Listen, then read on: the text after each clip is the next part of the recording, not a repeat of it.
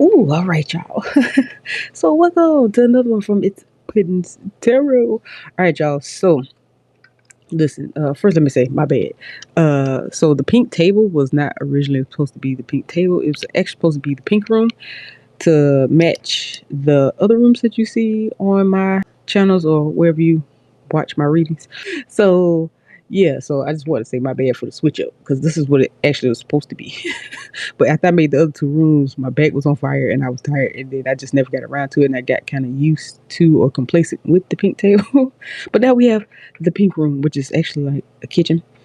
And y'all listen, so when I did the painting on this one, I was going for like that vintage because all of it is like a old school vintage theme because I don't know, I like antique vintage type of, stuff. I got old so it's always like the kind of stuff that I go for if you ever like pay attention to like the wallpaper or the floor or anything in any of the other rooms. So I was going for like a vintage mint green, and my goodness, when I was mixing the color, it looked lighter than this until it actually came out. So hey, that's just what we're gonna rock with because I'm not gonna repaint it no time soon.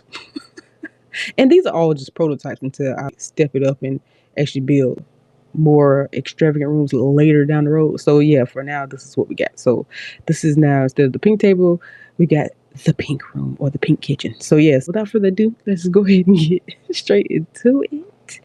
And let's see what we got today. And I was aiming for more space. Ooh, flipped over. Oh, this one too. So, oh, this one fell. Okay, we'll take that one too. Goodness. Okay. So yeah, so I was aiming for more space on this one and everything like that, so we can like see the top row better. And so, oh, this was sideways. Okay.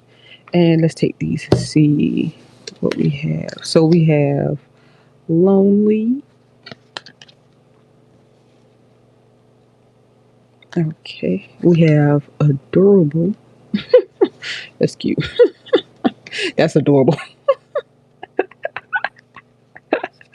We have indifferent. I'm gonna have to look at the back of that one. And we have fawning.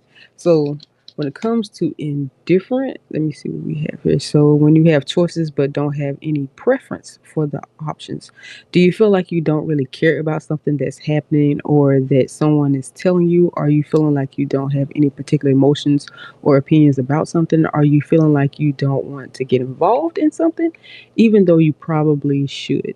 So it seems like you may be holding yourself back here. And I'm gonna see here. Move these over so we just have the words there. So, and we had fawning, and it's like when you pining away for somebody, feeling a deep need to please someone in order to maintain safety or get them to like you. Okay, I'm starting to see the theme here. So, I don't know. In the midst of feeling lonely, you will be surprised at the things that you will accept or allow, or how quickly you allow someone to just come in and you don't let them earn anything. Like you automatically, and it's like you're not desperate. I don't feel like it's like that. It's just that I don't think you even notice. Because it's like I think you're just one of those people where you're so authentic when you feel chemistry with someone or you feel a vibe with somebody that you automatically just assume that they're just like you, or you're hoping that they're just like you, and you just let them in a little too quickly. And because you vibe so fast, like don't get me wrong, sometimes people are that cool and they are like you, but everybody doesn't think like you. Everybody hasn't been through the same things, so you can't just assume that someone has the same goal as you, or that they can tackle their goals the same way you do, right? So I'm hoping this makes sense, because you can't, how do I say it? So you can't just, how can I say this?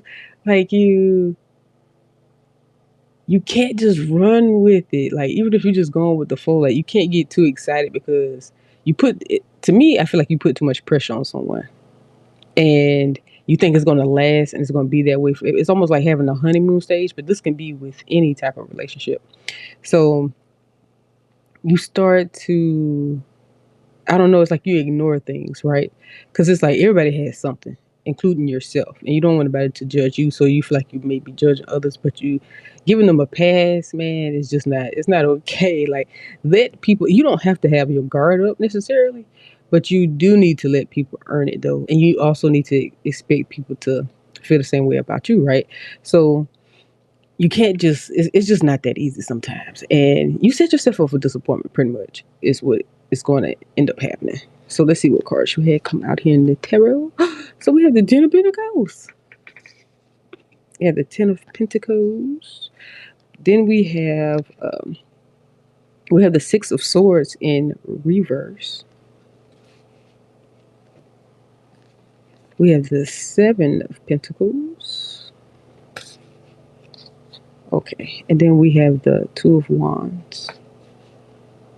Okay, I'm liking this. I'm liking this. So you're not too, I think this is one of those things where you might be repeating a pattern, but you're also aware of it at the same time. You know, when you're first in when you're first in the like beginner stages of doing better or doing right by yourself, and you start to decide that, okay, I'm going to make this, you know, I'm going to do things differently. But at the same time, like, first of all, give yourself grace, because you do have to remind yourself, you do have to remember, you have to get used to it, right? So it's something's hiding here though. Something is hidden here that I have to find. I got to dig out real quick. But let's pull from these. See if we can help us dig a little deeper. Because it's like you're, because what was this? Hold on. Let me pull this back out. Was it this one that caught my attention? Do you feel like you don't really care about something that's happening, or what someone is telling you? I think it was that part, because you, I don't know, something, you, if you're doing better and it's like you're aware of something, that's what it is. Like, you're aware of something, but you're ignoring it though. Like, you're blatantly ignoring it. Why would you do that? Like, because you're going down the right path though. That's the part that's confusing me. The thing here though is lack of patience right here. This is what's getting in your way right now. But I'm trying to figure out, like, what are you doing here? Like, the energy is confused. I hope I don't sound, because anytime the energy is confused, I tend to like, I think I pick up on it a little too much, and it ends up making me feel confused, even though I'm here to give you clarity. But it's like they tell me, like, she or he knows though. Like, you know, like, it's not something that's hidden from you though. Are you trying to hide it from me? Because sometimes, or maybe you just in denial and you don't really want to hear it, and that's why I'm having such a hard time getting it out. So hold on, let's see. So we had this come out. My outer experiences are a reflection of my internal condition. Aha. So, so so are you playing the outside game right now? Because it's truly easy to play the outside game, especially when you start losing patience and you feel like you really need something right now. You tend to want to change things on the outside. And listen, I can't tell you how many times I've watched videos or just got advice or whatever. Like, when you'll see it repeating though. It may even get on your nerves, but you'll see the signs repeating themselves, trying to tell you that you can't change the outside. You have to change the inside first. And in the videos, they all say the same thing. They say that you're looking at your reflection, and it's like, say for example, your face is dirty.